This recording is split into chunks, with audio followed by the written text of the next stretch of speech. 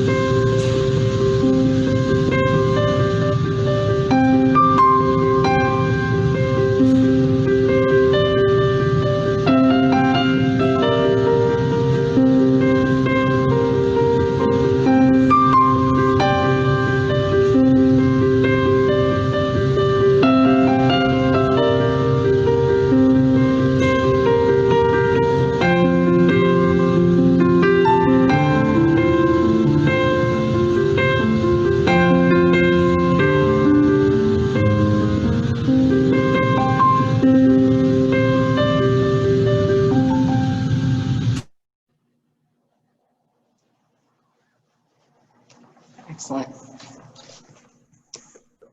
Okay, so I have a lot of questions that I want to ask Preston today, and I have a nice long list. But I thought that our format would be a little bit different this evening. Usually, we ask you to save your questions until the end for the artist, but I think that tonight we're going to be more informal. I have my questions. You have questions. If you would like to ask Preston a question, you can do it at any time. During the period we're with him. If you want to ask him a question directly, just click on the hand at the bottom of your screen and you'll be called upon. But you have to make sure when you're called upon that you unmute so that we can hear your question. If you prefer not to ask it personally to Preston and you would just like to write it in, you can do that. You just go to the chat or the Q&A function at the bottom of your screen. So either way, please feel free to interrupt us and have some fun tonight. Anyways, Preston, it's time for me to say hello to you. Welcome to Toronto. This is something we talked about doing for a long time. And I don't think that anyone's going to be coming here until we decide to open our borders and let visitors back into the country. So this is the best that we can do right now. And it's really a pleasure having you here in the gallery. Thank you very much. Oh, it's great. Next time you come though, I mean, when you do come, it's a great city for food and it's a great city for music, all the things that you like. So you'll definitely enjoy the city. Looking forward to that. I've never been to Toronto, so a little disappointed that I couldn't be there in person, but this is the next best thing. Next best thing for the time being, for sure. Yep. So, the last time that you and I met was 2 months ago. And at that time, your studio and your hot shop were closed and your team were working remotely. How have things changed in Seattle? What's it like there now? What's it like for you in the studio? So our governor opened up the county a little bit more widely. So we actually turned on the furnace and I was working for about 6 weeks. And so I blew some new forms so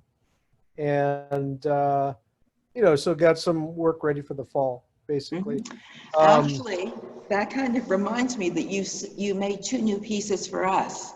So maybe correct. I could ask Daniel to put those 2 up on the screen. They haven't even arrived here in Toronto, but Dan, can you show those 2 images? So there's the first one. Would you like to tell us anything about the new pieces? Yeah, this is a pretty new piece, just finished over the spring into the summer here. And this is, I call this breaching killer whale. This is just kind of a killer whale kind of, sticking its front end up out of the water and pretty much ornamented with, Northwest Coast design work. I should mention that killer whale is my crest symbol. So it's the symbol that actually represents my family. It's quite a large piece. It's maybe, I can't remember the dimensions, but it's about 16 by 18 inches, wide with to the tip of the fin there. But it's quite fun and dramatic. So when you say it represents your family, tell me what that means. So the Tlingit tribe is basically, which is my tribal affiliation, is basically the sister tribe to the Haida, which you might be more familiar with the Haida because they're in the province of, British Columbia. And Haida Gwaii, are the little islands off the coast, they used to call them the Queen Charlottes. But so the Tlingit and the Haida share a lot of similar cultures. So, same kind of design styles, same kind of totem pole culture, dugout canoes and the whole works. So it would take a very trained eye to understand the difference between Haida and Tlingit style because they're so similar. Before there was a borderline, between the two countries, those territories were freely, traveled, and so there's a lot of stories that we share and a lot of culture as well.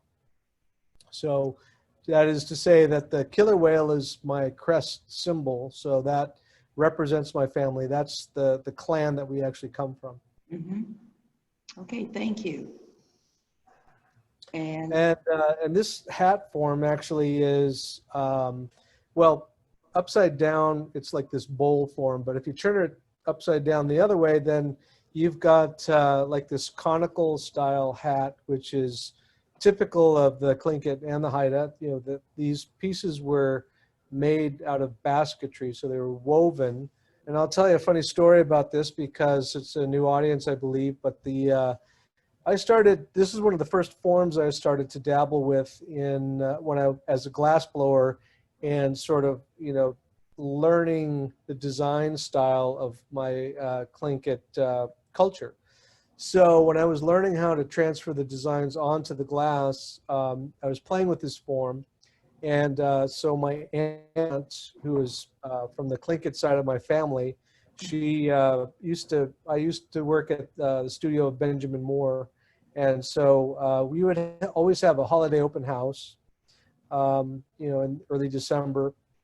And I had one of these hat forms that I had made, and my aunt was in attendance to see, just to kind of support and see what we were doing. And I had this hat form, and Benjamin, had these beautiful pedestals and nice lighting and everything. And the assistants would always get like a card table over in the corner or whatever, and we'd invite people over to sell work for the holidays.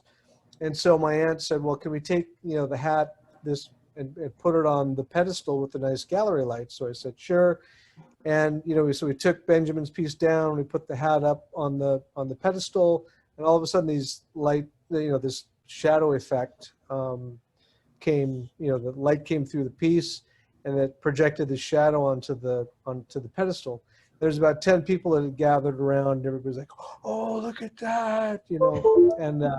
And I, was kind of chuckled to myself, and I said, "Well, that's, that was my intention all along." So it was kind of like the aha moment for me when I realized that this, that this shadow effect existed within the piece. And to me, it's sort of become like a spirit within the piece that is revealed when the lighting is right. yeah, and I guess that's how working your native designs in glass, how it varies from using other materials. Wouldn't happen. It wouldn't have that second life with wood or with other materials, correct? Well, that's what it's come to symbolize for me. I feel like given my, involvement with the culture and, the tribal people from my culture. And for me, it sort of brings another dimension to the cultural art. So that's, and I like to see that there's this like inner glow or inner spirit within the pieces that, It's beautiful. So I think that we actually have our first question for you. Yes. Okay. I hope that this is our first time doing this, so I hope that it's Daniel that's going to connect the person. Do we have someone, Dan? We do. Preston, our first question comes from Ellen. Ellen, you can unmute your microphone and you can ask Preston your question.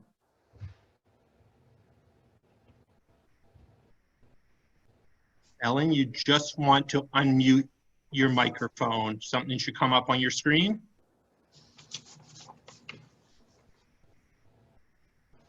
I'm sorry. I can ask him. I actually think Ellen's with us now. Okay. I'm sorry. I must have touched something when I put the phone down. Let me just Hi, tell you, Ellen. this stuff is beautiful. No question. I just love what I've seen so far, and I want to hear some more stories. the behind the scenes stories that go with it. Thank you. Sorry that I pushed the wrong button. No worries. You know, I wanted to ask you a question. You titled this exhibition, Humanity at the Crossroads. What did that mean to you, Preston? The title of the exhibition. Yeah, for me, it was just, you know, a bit of a poetic nuance there in terms of like what we're going through globally, you know, with the pandemic and the quarantine and, you know, and basically what's going on in the US, you know, with the strange activity the leadership of this country is propagating. So I'm, you know, I'm of more of a liberal mind, and you know, being from a minority culture, you know, I mean, I like to celebrate all people. I like to, and I think that what's going on in this country is very troubling, and you know, that's just my own thoughts around that. And so that's why I feel like, you know, we have an opportunity here to really, you know, instrument some social change, which I feel is very important. And so my question is, I guess, you know, what are we going to do now that we're at this crossroads? So I hope that we do the right thing. I hope that, you know, I know that this won't last forever. You know, I know that the pandemic is a thing that none of us have ever experienced. No. And it will change, but you know, I don't think that it's going to be like this forever. No. But you know, I look forward to you know, I like to think of myself as a citizen of the world, and my wife is from Sweden, and we travel back to Europe quite frequently, and I can't wait to you know, go back, you know, north of the border, my border, into Canada again. To Canada? To see friends. I have a lot of friends up in BC area primarily, but so yeah. Yeah. That's my thought around that title. Well, you know, I know that you collaborate with a lot of artists. Some of them are good friends. I know that you and Dante are very good friends, and I guess you and John Kiley are good friends, and you tell me that Joe David is a mentor to you. Can you tell me more about those relationships? Like, how does the collaboration begin? And maybe it's different with each of those artists, but what does it mean to you? I mean, you know, so I met Joe David in the summer of 2000, and he was, at the time, he was an artist in residence at the Pilchuck Glass School. Actually, I was able to, well, actually, the story actually goes, Robert Davidson was invited to be at the Pilchuck Glass School as an artist in residence. And so I was very close with the school. I was really excited that Robert was going to be the artist in residence, and he was going to, you know, dabble in glass. I was going to be his assistant. And then that Robert canceled out. And so I asked, you know, the artistic director, Pike Powers, if I could seek out another Northwest Coast native artist. And she said, sure. And, you know, it took me a while, but I, you know, eventually came to mind Joe David. I'd been aware of his work for a long time, and I thought it was really, really strong. And, you know, I'd seen, you know, he also is represented in Seattle, so I've seen his work and met him a couple of times. So I called him out of the blue, and I asked him, you know, if he would be interested in being up at the school. He was familiar with the school. He knew John Halberg, who's one of the founders, or actually the big patron behind the Pilchuck Glass School. Yes. International Glass School, located out of hour north of Seattle. So we, anyways, we met in that summer. We connected on a very, you know, very strong level. And he decided to just kind of take me under his wing. he introduced me to the Sweat Lodge ceremony, which he was pretty involved with for many, many years, doing sun dancing and what have you. And he kind of initiated me into that process up at the school. We did sweat lodges up there. We also, he at the end of the session, after hanging out with him for about 3 weeks, he adopted me and shared his name with me, which is on the Northwest Coast, is a tradition. So over time, you might receive a name, and he's a very respected elder from the Nuu-chah-nulth tribe on the west coast of Vancouver Island. And, very much contemporaries with Robert Davidson in a lot of ways too. And so we connected, and he kind of, in some ways, he kind of validated me in a lot of ways he did. The fact that we have this connection is very, means a lot to me. And, he opened up my eyes to a lot of the details around the designs of this Northwest Coast art that we both do.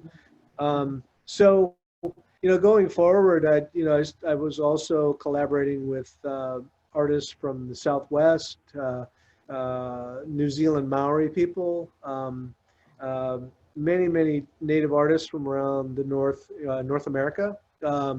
Tammy Garcia, for one, is a very amazing Santa Clara Pueblo potter. Yes. So we're down in the Southwest and really kind of put glass on the map in the eyes of the Native American art collector. Prior to that was not. I brought my work down there and had several shows that were just kind of mediocre. And then we started to do demonstrations, which kind of educated the Native American collector. And then from there, we did this collaboration, which, the strength of her work, translated into my carving style quite naturally. And it caused the collectors to, start to pay attention. And then from that, I started to gain more, more support from my work in a broader context. These people that travel to Santa Fe often travel all over the world, or have a couple of 2 or 3 homes, in the world. And so, I started to connect with the contemporary Native art collectors down in the Southwest, which, basically, like I mentioned, they come from everywhere. So that's a little bit about collaboration. But I guess what I'd say about the collaboration is that each time I work with an Indigenous person, it's Maori or the Aboriginal Australians or the Native Americans, I always get a lot of insight to how do they interpret their culture for the contemporary market. And with that, I try to interpret, their designs, and we work very collaboratively, and kind of adds to my knowledge of, contemporary Indigenous art. And that's been really fascinating. And I take that as inspiration, and I also turn that in, back towards my own work. And it's always an amazing experience. But you really led the way in incorporating glass with these other groups of Indigenous people. There's no question. I think everyone would say that, Preston. So you're really, just to have the vision to do that is quite remarkable, and to make that change. Yeah, well, the glass blowing process is quite collaborative in any case. You've got a lot of people working together. And so to me, it came very naturally.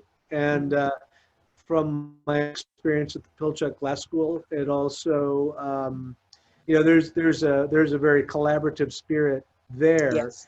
Sharing information. So sharing it with, Indigenous people is always really, really exciting. Yeah, even from my point of view, as a gallery owner, what always, right from the beginning, what I marveled at was how collaborative it was in every way, whether it was having a beer together or working together on the floor or whatever artists were doing. There was just such a relationship between them, how everyone enjoyed each other. and how supportive everyone was, or is, I should say. So is there an artist that was influenced you, not necessarily a glass artist, but you know, some artist in some field that when you were younger?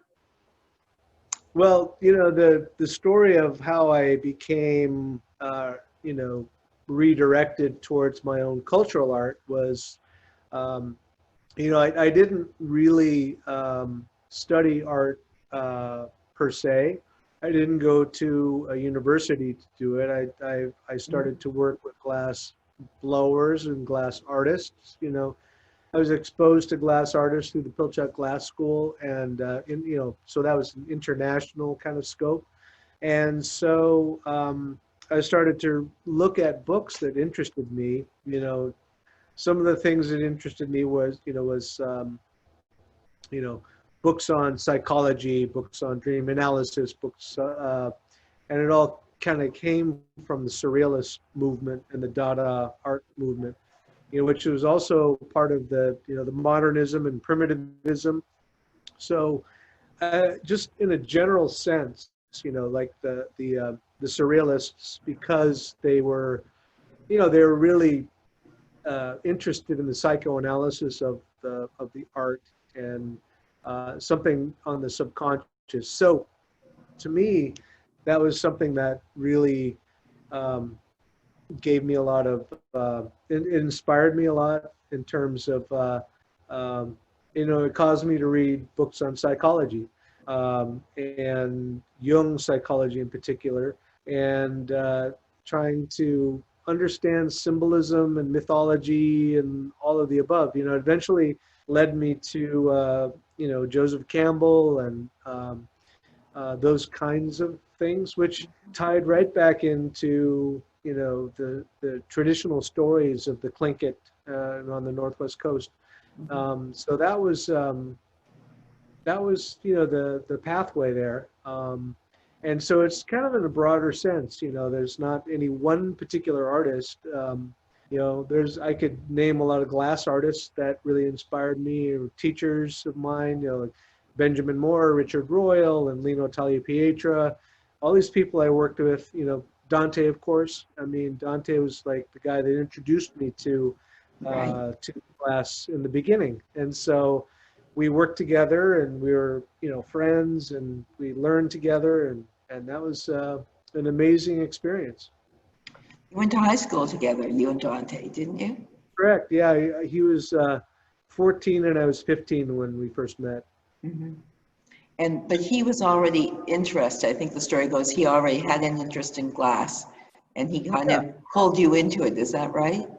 That's true. I mean, Dante's father, Paul, was the first glass artist I ever met, because, you know, going to Dante's house, Paul had a studio there, and you know, he started to work at the Glass Eye Studios, which is a production factory in Seattle. Mm-hmm. And so he worked there, he was taking lessons, and then he started to work in the factory.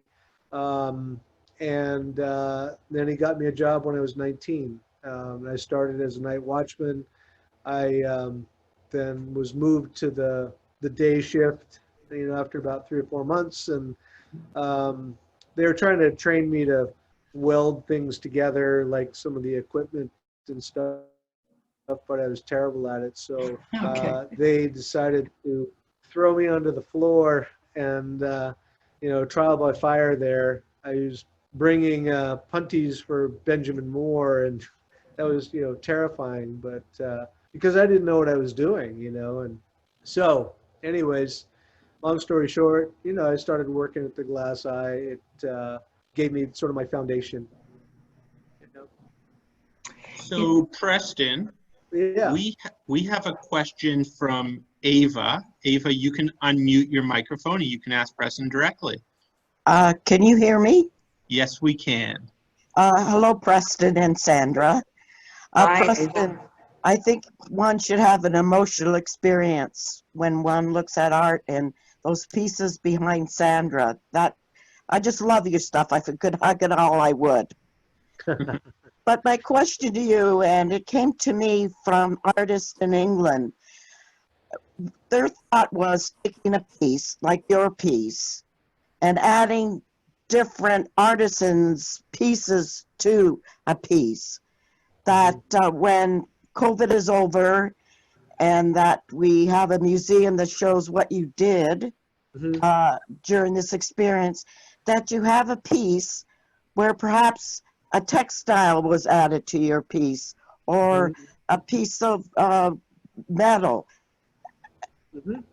Is that a thought, or it just, I thought it was an interesting thought. Yeah, no, I mean, again, in the spirit of collaboration, I think there's a lot of thought process going into,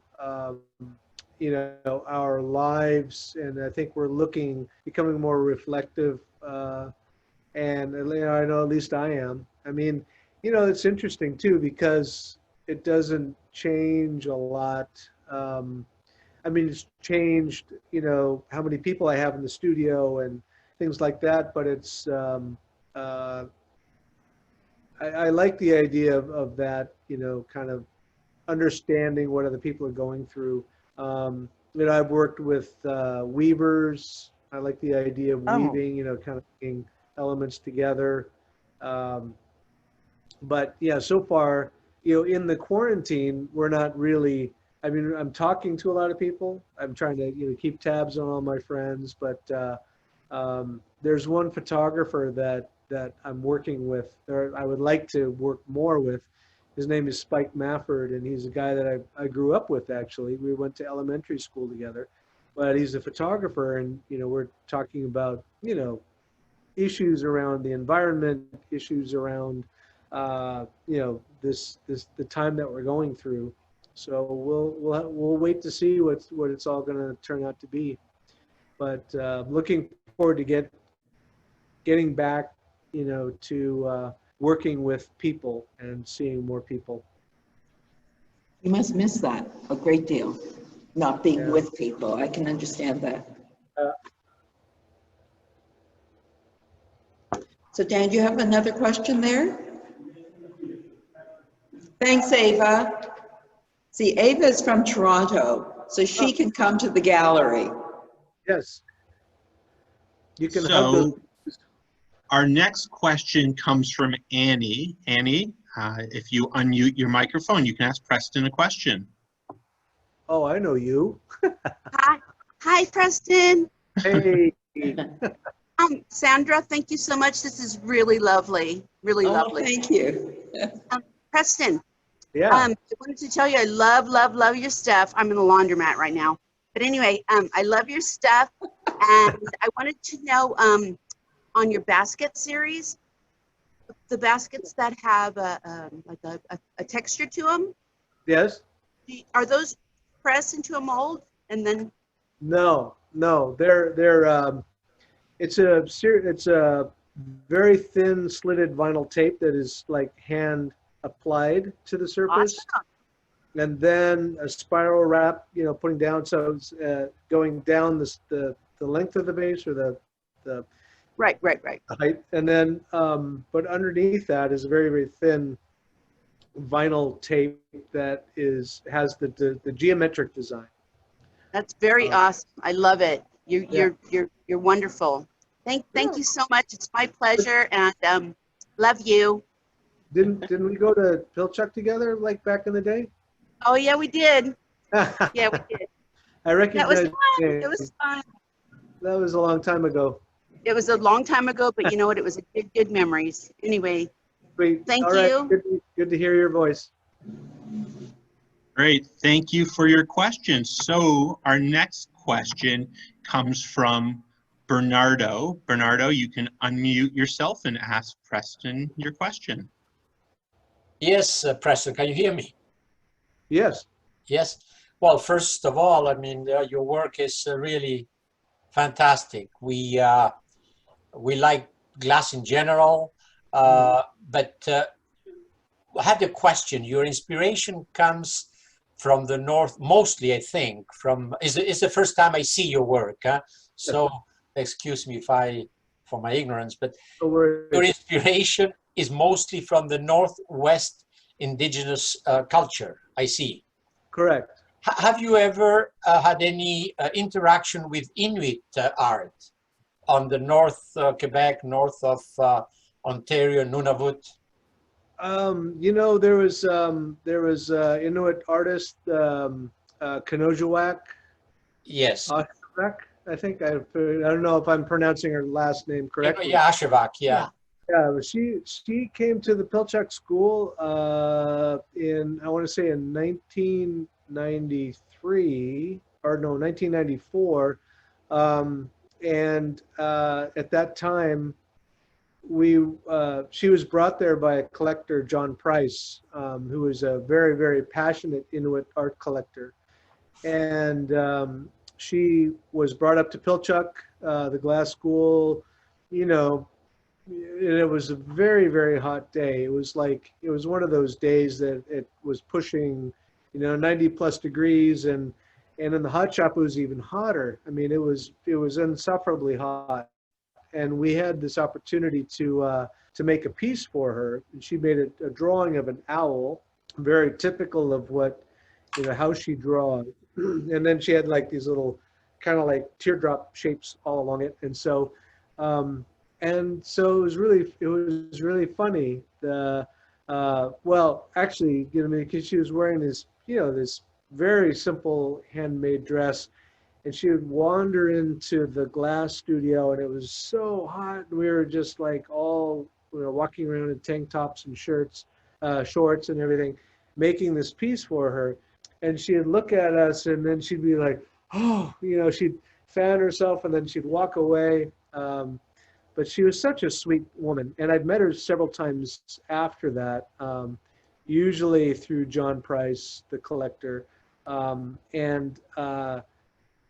so it was said that she had this piece that we made for her in 1993, and probably like 25 years later, John goes up to Kanojawak's home in Cape Dorset. And she says, John says, oh, what about that glass piece that they made for you at the Pilchuck School? And she would say, okay, I'm coming right back. And she'd go to her bed, and underneath her bed in this like wad of bubble wrap, she had this thing, and she hid, she put it, she brought it out, she showed John, and then she'd wrap it back up and she'd put it back under the bed. And so a few years later, before she passed away, John, asked her again, like, about this owl mask. And so she said, would you be okay if I purchased this from you? And because John is a custodian basically to a lot of Kanojawak's work. Anyway, that was a really sweet connection that we had, because she really reminded me of my great grandmother. Her energy, and she couldn't speak any English, but her demeanor and her spirit just like really carried through. And when she met my children, for instance, my little ones, when they're really, really, really little, like, just toddlers, 2 years old or whatever, she would just like snatch them up and just hold them. And, she was an amazing person. I love the story. Thanks very much. Mm-hmm. Great. Thank you for your question. So, Preston, we have a question from Steve. Steve would like to know how your artwork has changed over the last 5 or 10 years. Well, my work has taken off in many different directions. I'm working in other materials, but based on the skill level that I have developed over the years, it allows me to try new and different things, more sculptural combinations of objects, and just being more playful with that, and taking bigger chances. Also, over the past 10 years, I've started to cast glass in the Czech Republic. I've cast, most recently, I've cast a totem pole that I work collaboratively with carvers. So I'll design the pole, I'll work, so I don't carve wood, but I'll find carvers to work with me, and I'll draw on the piece and, help, contribute in that way. And so the last piece that we made in the Czech Republic was about 2,800 pounds. So, and it stood about 8 feet tall. That piece is currently on its way back to Seattle and looking for a home, basically. So, I had made 3 versions of a previous totem that all weighed about 2,000 pounds. And then, and they kind of told the story of my great-grandmother who had a pet grizzly bear as a child. The more recent one is actually killer whale, eagle, all the sort of, most important symbolism that represents my family background.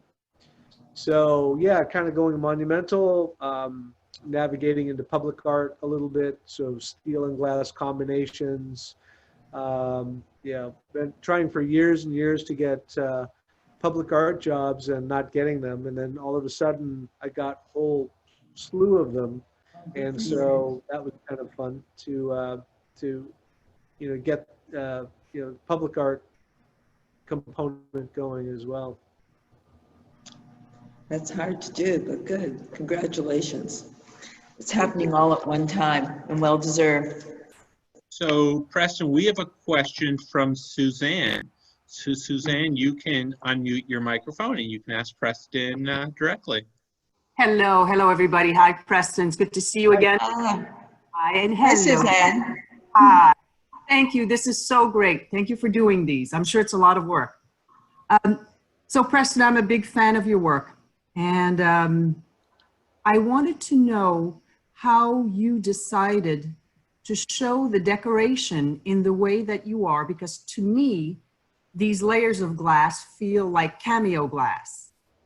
And perhaps you are more modern than that. Perhaps you're looking at this thinking, no, this is just layered glass. We don't say cameo anymore.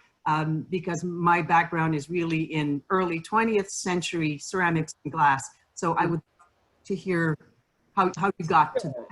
I mean, it's akin to cameo glass, but the thing about that is that the cameo glass is actually wheel engraved. So, my process is sandblasting. So it's kind of related, but it's a little bit more broad and general. So, I use a sandblasting apparatus, which, is inside of a booth. So I can put, the object in the booth.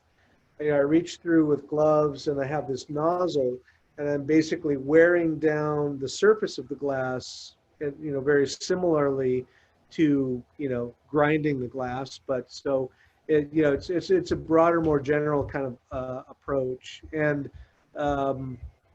so, it's also nothing that I really invented. It's something that's very commonly done for, gravestones and that type of thing. So, yeah, there are several, sandblasting artists that I know of.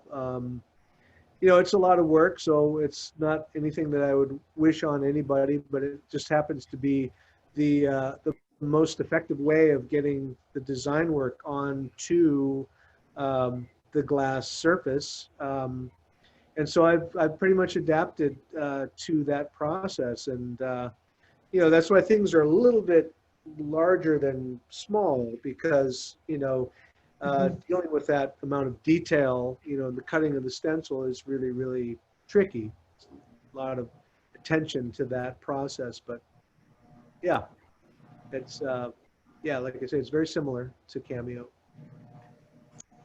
Thanks, Suzanne. So Preston, our next question comes from Devira. If you would like to know, do you do drawings or sketches in advance to creating a sculpture in hot shop? I go all ways. I started more as a glass blower and making three-dimensional objects, which, I mean, I was kind of, in the beginning, I was kind of a snob, like about, I'm 3D, I'm not, 2D. And, but over the years, when I started to convert to becoming more of a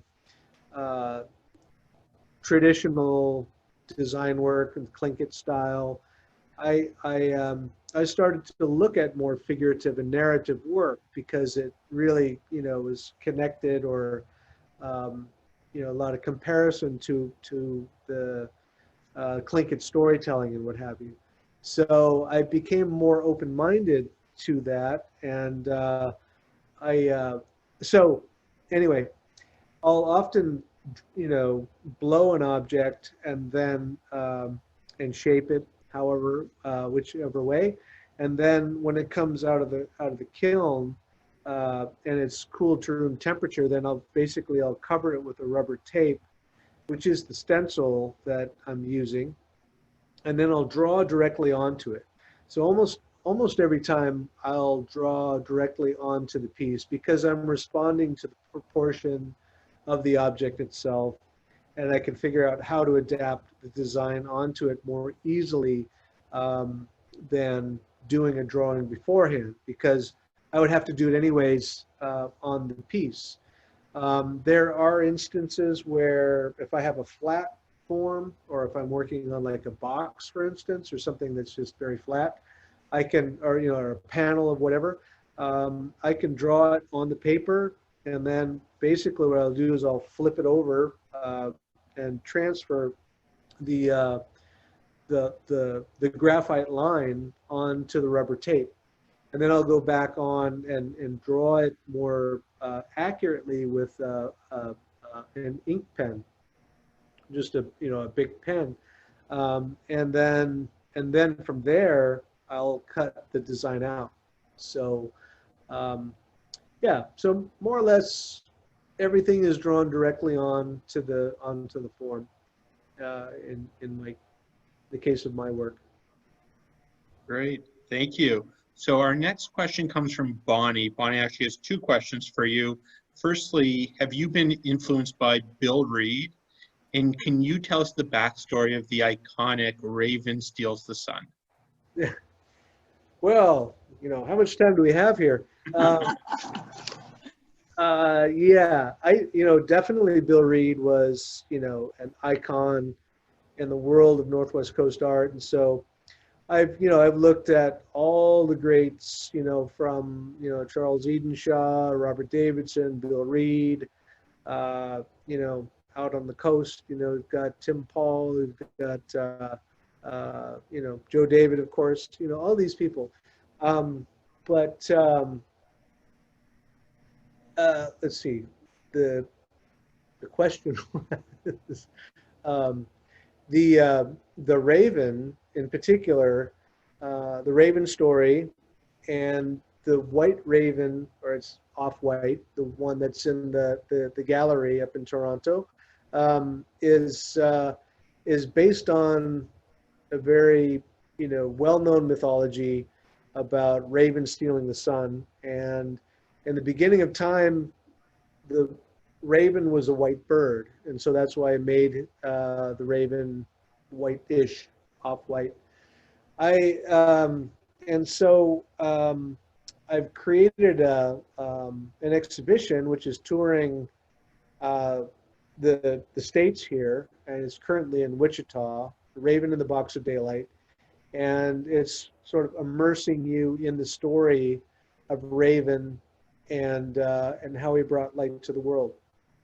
So kind of in a nutshell, I mean, you can definitely get more and more elaborate with these stories, and they can go on for hours and hours, but in a nutshell, Raven basically goes to the fisherman of the night, the head of the Nass River, and asks, where's the daylight? The fishermen tell him of this old man that is hoarding the daylight in his clan house. And so Raven travels there and goes to the old man, asks if he can come in to see the daylight. And the old man shoos him away because he knows Raven is kind of a mischievous character, and so he won't allow him into the clan house. The fishermen of the night also inform Raven that he has this daughter, this beautiful daughter who goes out and to drink water from a stream every morning. And so Raven devises a plan. He transforms himself into a speck of dirt, and he floats down the river, this water, and catches himself on the cup of the daughter. The daughter is there in the morning with her attendants because she's of the noble class. So she scoops up the water, and the attendants take a feather to test the purity of the water. And so they draw this feather through it, and then they find this piece of dirt, so they toss it out. So Raven has to reformulate his plan. The second time, he deconstructs himself. He transforms into a hemlock needle. And this time he floats down the river and catches himself on the cup of the daughter. And they don't see it this time, so she swallows the water, and then she swallows this hemlock needle. So Raven's inside of her now. And she realizes instantly, she said, I swallowed something. She could sense that it was something that was now inside of her. And so what happens is Raven then transforms into a child, a human child inside the belly of this daughter, or this woman. And the old man doesn't question, how did she become pregnant? So nobody knows. But nonetheless, he's very excited to have a child, a grandchild. And so they go to give birth. Typically what they do is dig a pit out behind the back of the clan house, and they line it with these furs. So it comes time to give birth, and the woman goes out there, and she's having a really hard time giving birth. So what happens is a medicine woman comes by and notices the furs and says, take those furs away and replace it with goat's beard moss. And then, so once they did that, the woman goes back into this little humble bed, this padding of goat's beard moss, and then the baby is born. So, it's born as a human child, but this child is very mischievous and very precocious, and is always poking around in the house, and comes across a box, and he wants to play with this box. So he takes it down and he starts to play with it, and hold it and carry it around with him.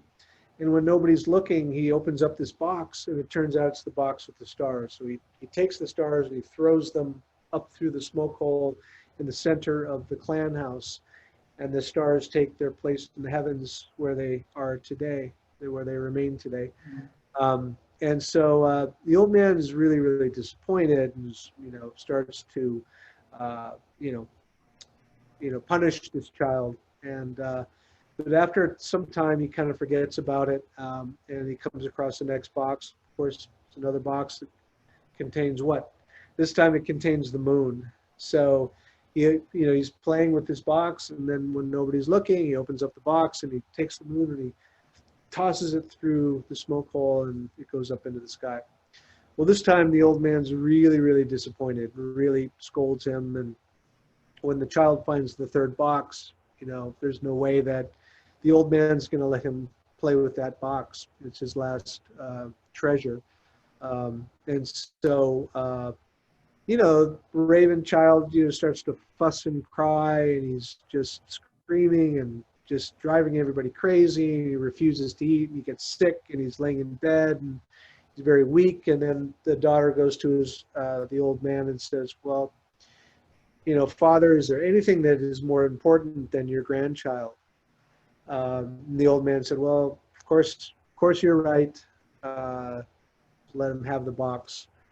In some versions of the story, he knows full well what's going to happen next. And sometimes he's cautionary, don't open the box. And so, this child bides his time. Then at one point he decides he's through with being in human form. So he transforms himself back into a bird. He takes the sun and he starts to fly away. Well, the old man immediately realizes he's been fooled. And so he goes and he runs after the bird and he grabs onto the tail. And he's holding onto the tail, and the raven's like flapping away, trying to get away. And so he holds the bird and he directs it over the fire pit, the smoky fire pit. And the soot from the fire turns Raven black.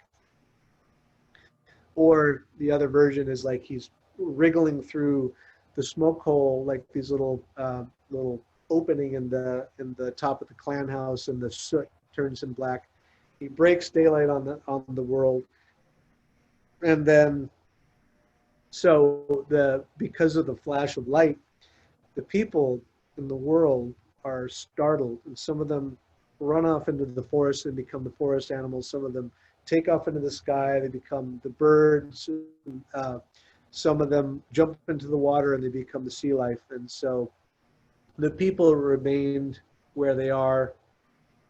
Some people like to say they stood up proud and became the human beings, and some of them, some versions will say like, oh, well, they were so stupid and feeble they didn't know what to do, so they just became humans.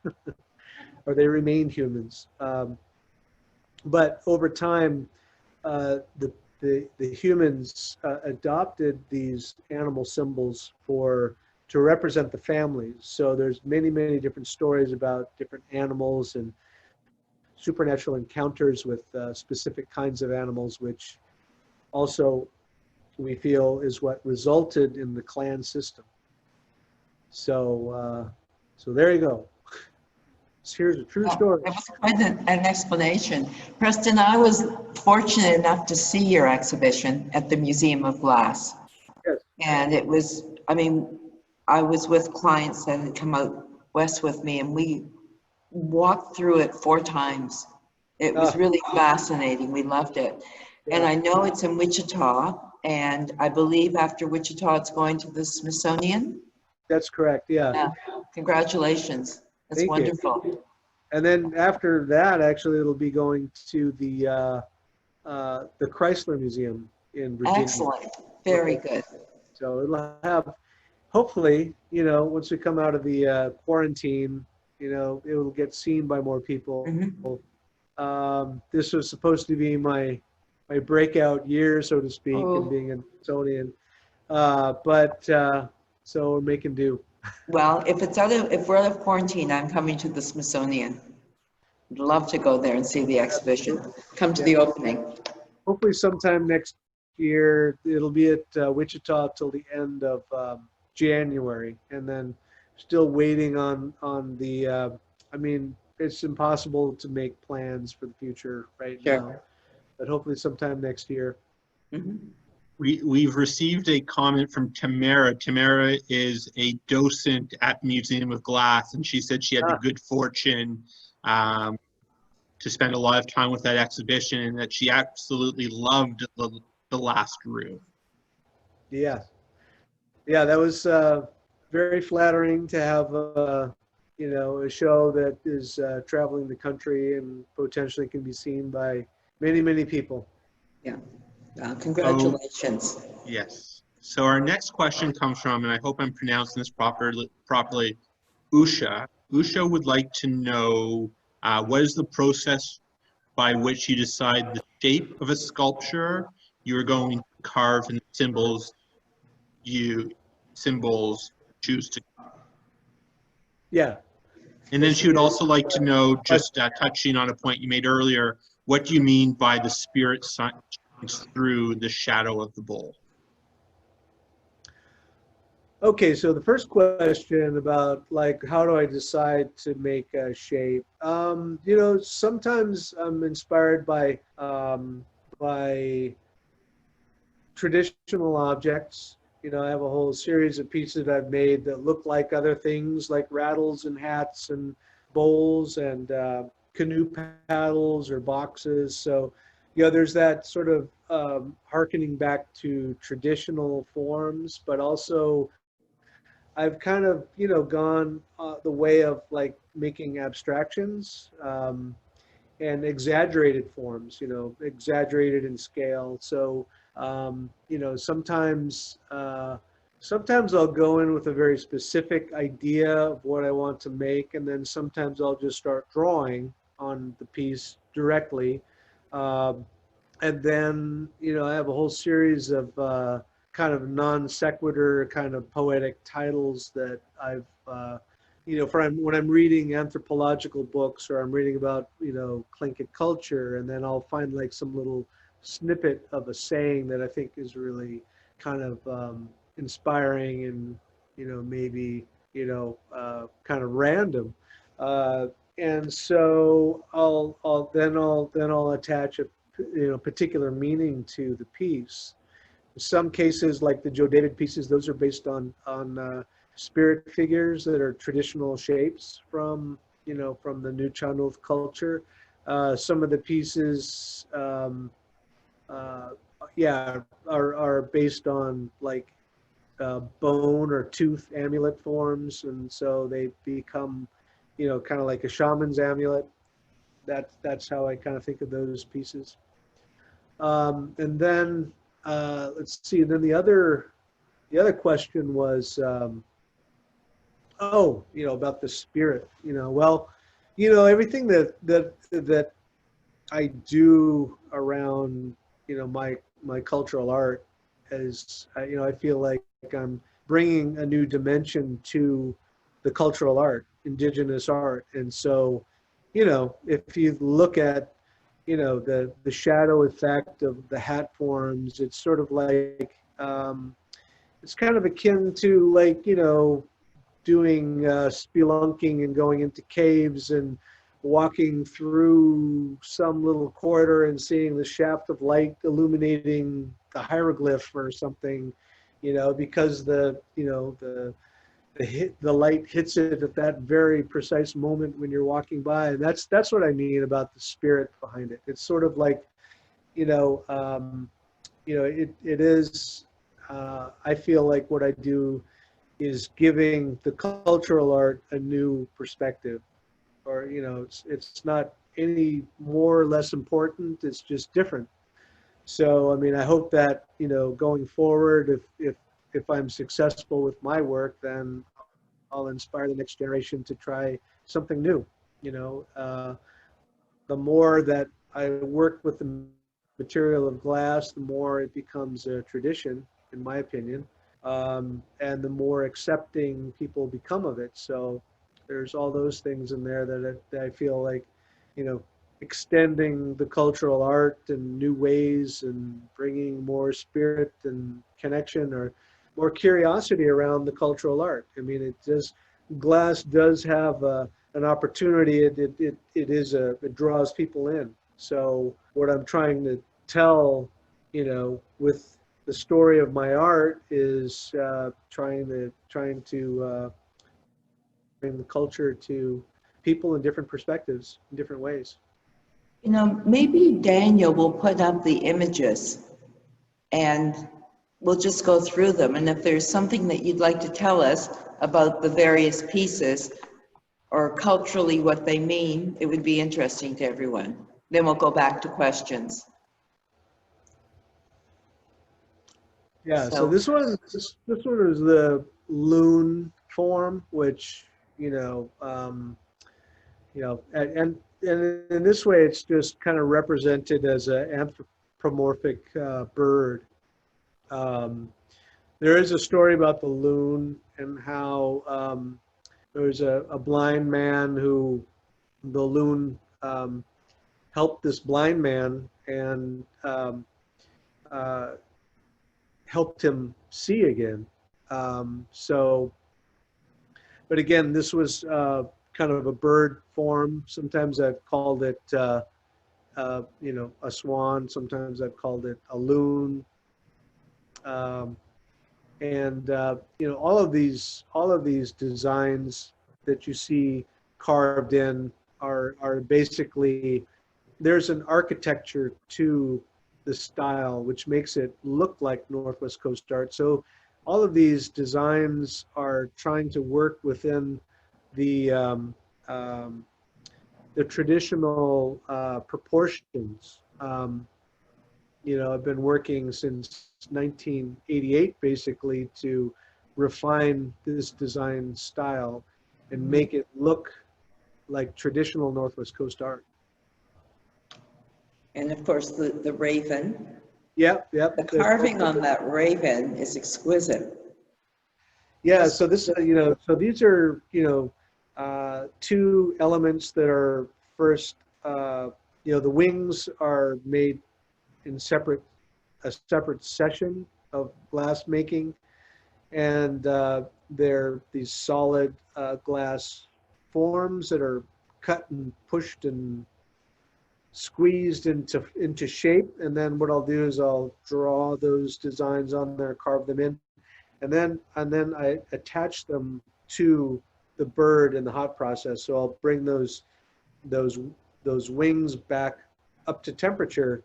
It's about 1,000 degrees, which allows me to pick them back up out of a hot kiln, and then I, you know, kind of heat them up and melt them onto the back of that form.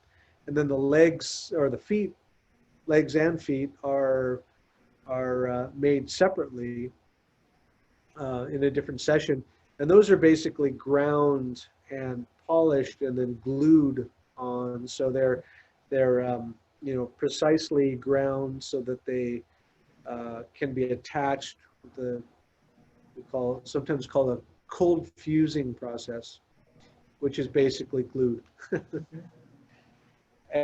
Okay, so this one is more of a traditional grease dish. You know, it's like a dish that might have been used for savory oils like seal oil or fish oil. And, you know, you would use it to dip dried salmon into, give it some extra flavor. So that's, you know, definitely based on a very traditional kind of form. And these are all based on, these baskets are all inspired by traditional basket designs that I've studied through looking at books or you know, old basket photo books, you know, from historical pieces. And then in some cases they were old traditional designs, and then some of them were actually made for tourist trade. So some of these design works have, you know, specific meanings behind them, and some of them are, you know, just geometric designs that were woven and then traded as commerce, you know, at the turn of the century, when, you know, a lot of Europeans coming through and collecting, you know, this indigenous basketry. And all of those pieces. I should mention that those baskets are in the gallery and that they are available individually. We have them shown as an installation, but they are available as individual baskets. Yep. Yeah. And this is, again, more of a traditional form that I was driven to try to figure out how to make. So this is several different little glass elements that are made in different sessions of glass making, and then some of them are pre-sandblasted and then picked back up in the kiln, and then you know, stuck or melted onto the form. But this is Raven's rattle, and you know, which is very typical to have those tongues connected. You know, it's sort of a act of communication or feeding or something going on there, sharing of knowledge or something of that nature. And those rattles have become more, you know, in more current day, have become a chief's rattle. And maybe because they were so fanciful that the chief wanted to always own, you know, the nicest things, and so would use the raven rattle to kind of officiate gatherings and ceremonies and what have you. It's a very powerful piece, beautiful piece. Yeah, this one is I forget what the name of this one, Journey of something. So this is And like, pardon me? Yeah, I don't have the price list in front of me or the names. I'm sorry. I would help you out with that. I've forgotten as well. I think it's just called Yeah. Creative Journey. This was again a raven form that is more kind of like a staff of some sort, I think is what it was inspired by. So this reclining figure is basically a shaman riding on the back of this raven form. And, I have the addition of hair to that particular piece. Basically just hair extensions that I buy at a wig shop that, I can glue onto the form. But a lot of the older objects are ornamented with hair. So I wanted to bring that component into some of the sculptures that I do. Mhm. These are frog designs here. So that was a frog is a clan symbol, but it also represents a healthy ecosystem, what have you. So this is just playing with the idea of the tongue extending there, and again, just trying to come up with new interpretations of the symbolism. This is one way that I did that. Yeah, and this one is the man who stands in front is this is kind of like a guardian, almost like a chief figure. So for me, this is a very powerful piece. This is these little spirit figures, which are typically effigies that would be used for some sort of spiritual power, I think. So that's what you want it to represent. That's what it'll be. Little human I face like there. this piece a great deal, the octopus hunter. Yeah, so this is an octopus hunter, and in a lot of cases, the octopus is used, depicted in a lot of shamanic imagery. So I think because of the obvious power that an octopus actually has, this ability to change colors and sneak through small spaces. And interestingly enough, the Seattle's going to have a hockey team,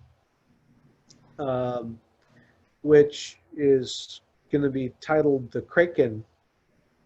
Kraken is a mythological giant octopus, and so I didn't know this before, but one of the guys that I was working with in public art, David Franklin, we came up with an octopus design, which was selected to be one of the greeter art pieces as you enter or as you approach the new sports arena that is being refurbished. And so sometime next year, I believe, we'll start to play hockey in Seattle again.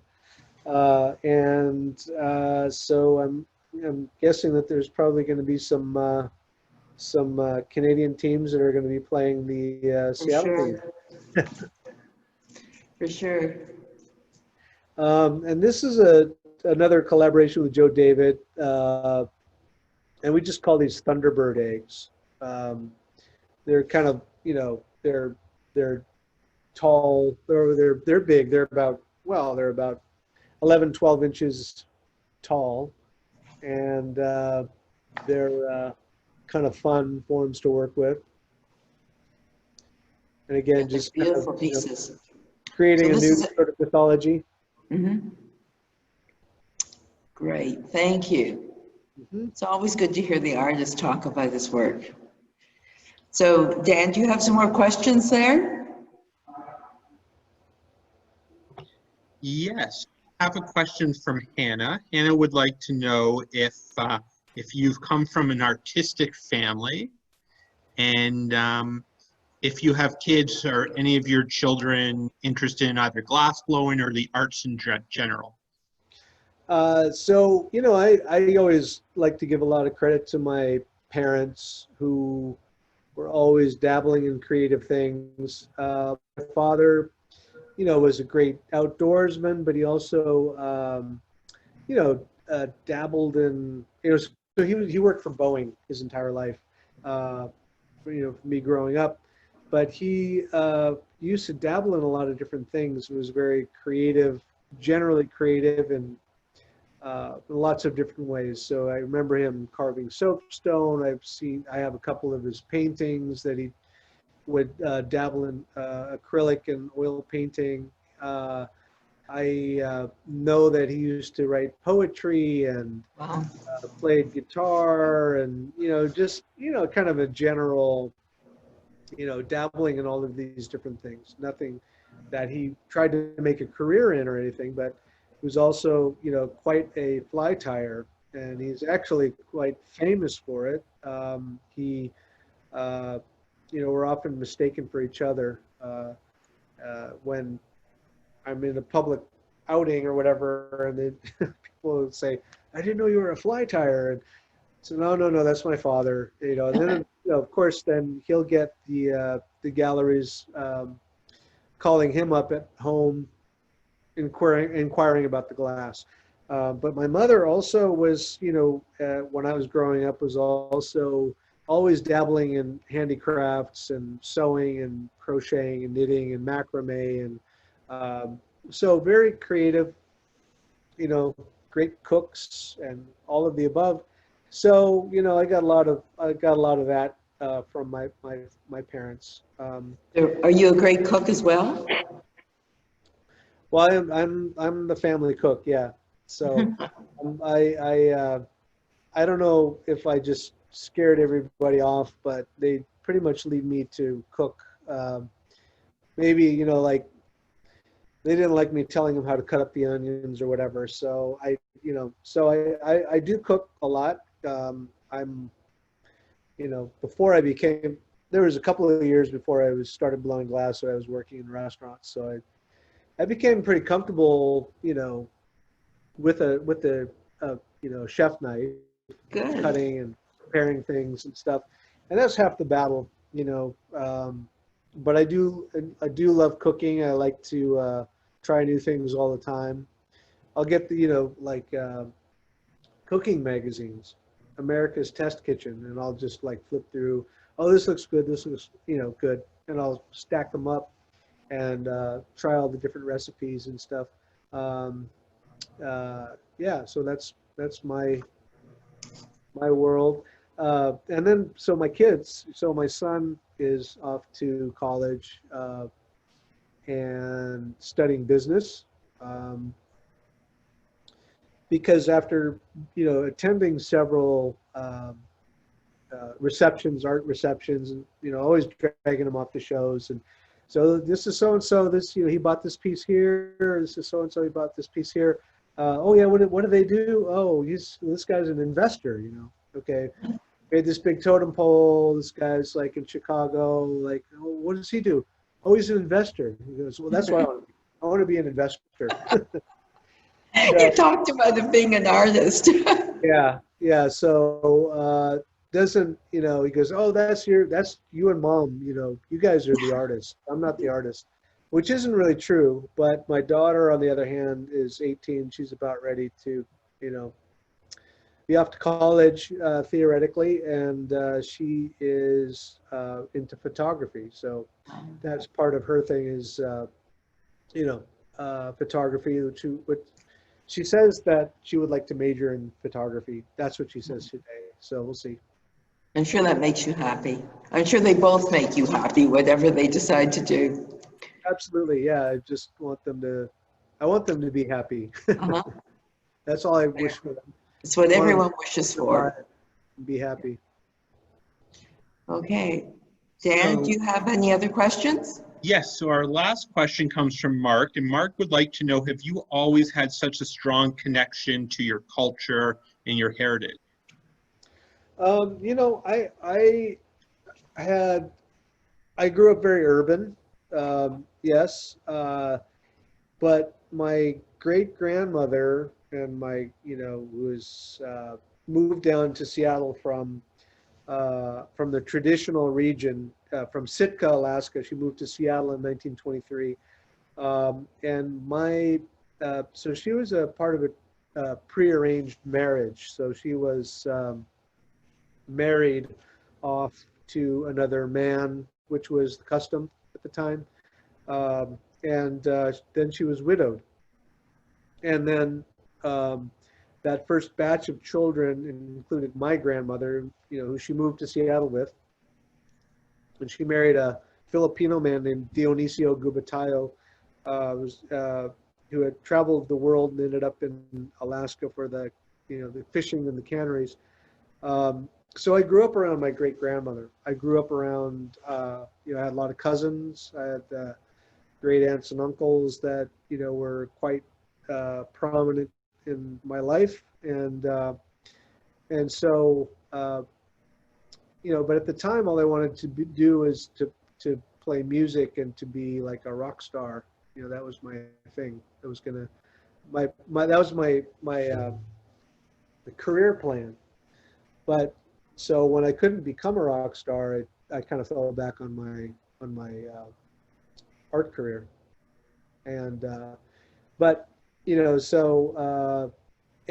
My great grandmother lived to be 100 years old, and so with that, we were told stories, by her son, which would be my great uncle, and he recorded a lot of information from her. And it was about 1988 that I did start to dabble in the cultural art, and so it kind of felt like a little like reinventing myself from a glassblower to become this cultural art person. And also the drawing, the illustration design was something that I had to really kind of focus on. It was kind of changing horses in the middle of the stream, so to speak. But since I've been reconnected with the tribal community in Alaska, and I go up there quite frequently, and I'm actually involved with a cultural arts organization up there called Sea Alaska Heritage, which is helping plan to teach. So we're advising on how to get education going around the cultural art, around the language, around the history, and all aspects of the art. And they're actually creating an arts campus in Juneau, Alaska. And so I've been invited to be a part of that, which is really exciting, because then, I'm able to kind of help, pass some of my knowledge and experience, especially working with organizations and kind of thinking around that. I'm involved with several different boards, from Pilchuck to Seattle Art Museum to a couple of other organizations. So by learning that language of how you work and interact on a board, that's really, really helpful. So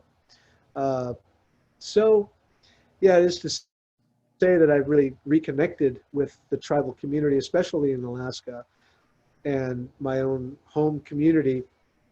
And I was able to get a very significant piece back into this cultural arts center, the Sea Alaska Heritage Institute, where they have like a performance hall, and they have this big giant glass screen with multi-panels of glass with a mural that's distributed across the entire series of screens, and then 2 giant house posts that are cast in glass.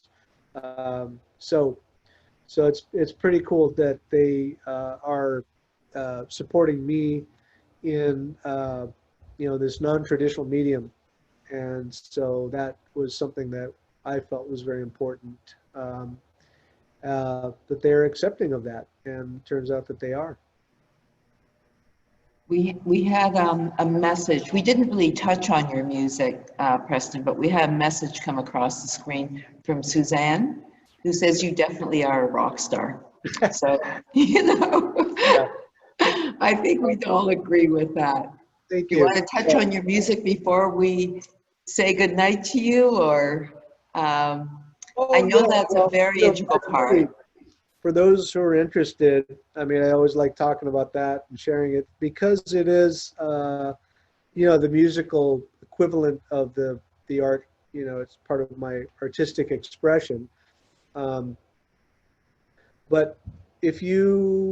those who are interested can look, if you're on Facebook, for instance, or on my website, we'll be listing a couple of virtual live stream shows that will be around October 14th and 17th.